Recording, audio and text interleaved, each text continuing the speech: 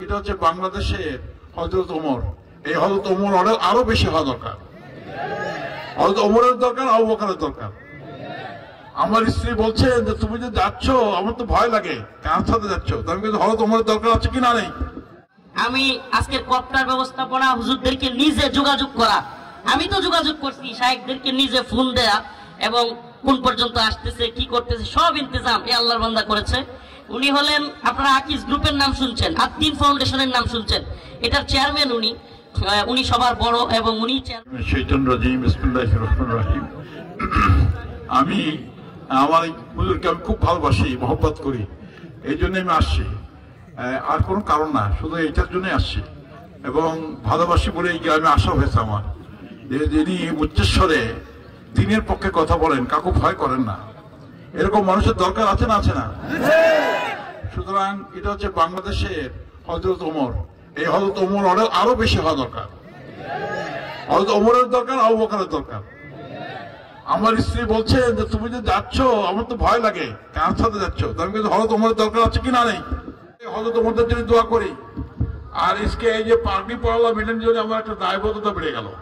আমি হুজুরের কাছে দোয়া চাচ্ছি যেন আল্লাহ আমাকে হাফেজ অবস্থায় কবর নিয়ে যায়। আমিন।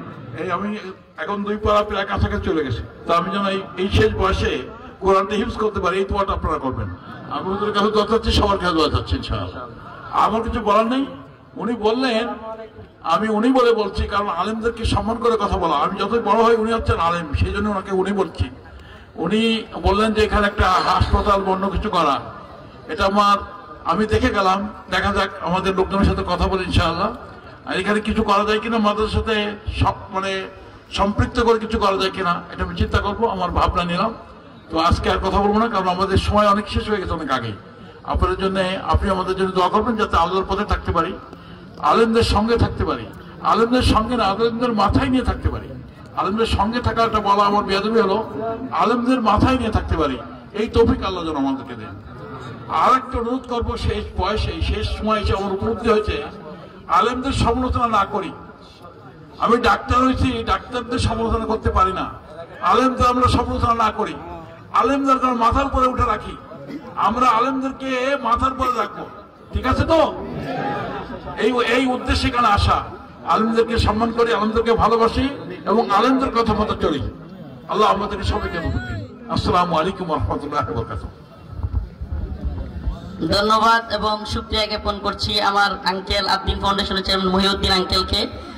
আল্লাহ পাক ওনাকে কবুল করুক, দ্বীনের জন্য দ্বীনি কাজে শরীক থাকার তৌফিক দান করুক।